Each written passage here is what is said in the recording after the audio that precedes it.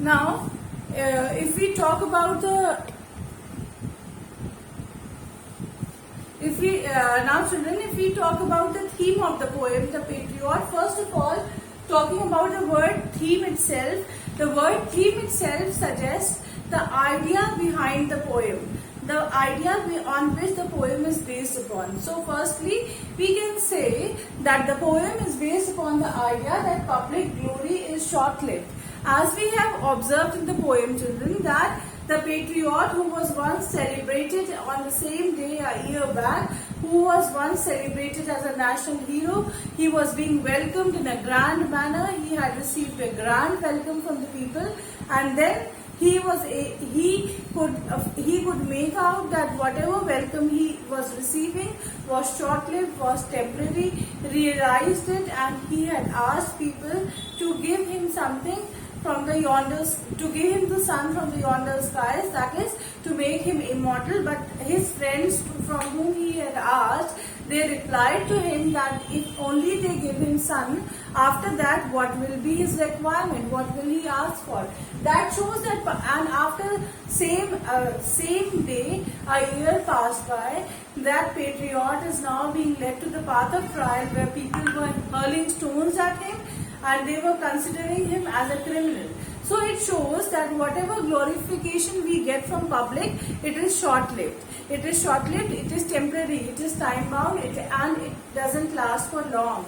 And history has also proven it, that it is short-lived. How it is short-lived? People forget us after some period of time. They only remember new faces.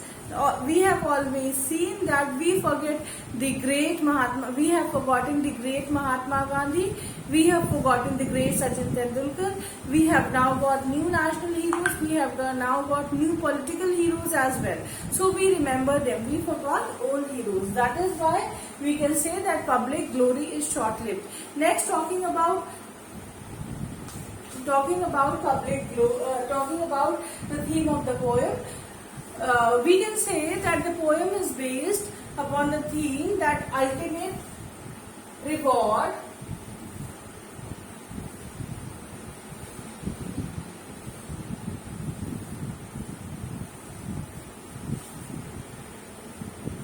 lies in the hands of God.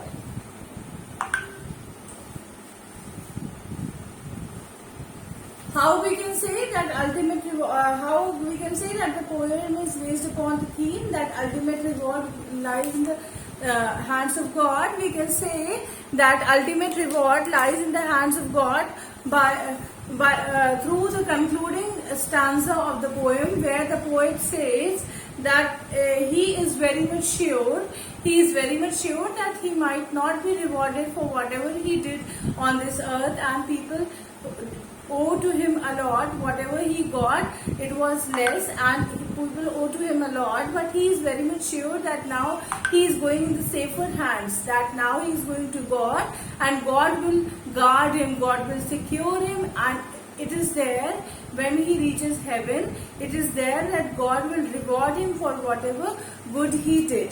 Okay, is it clear? Now children, why he says that God will reward him for whatever good he did? Because this phase, that is Victorian phase, this was the phase which was marked by loss of faith in God, by people's loss of faith in God, where people had started losing faith in God.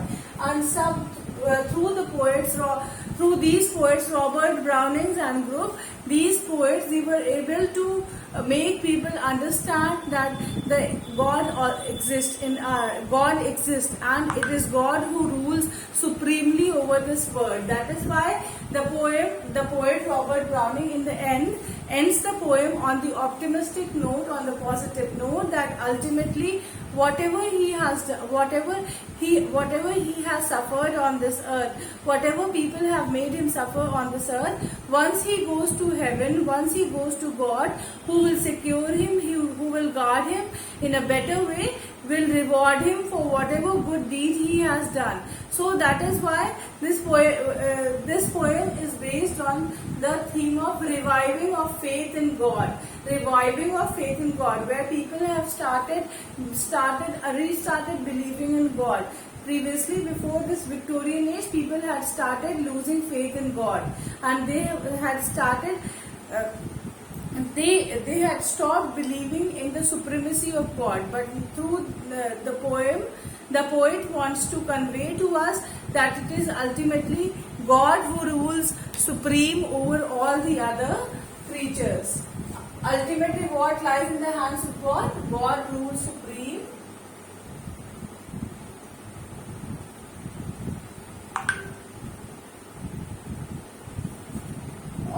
Over the universe.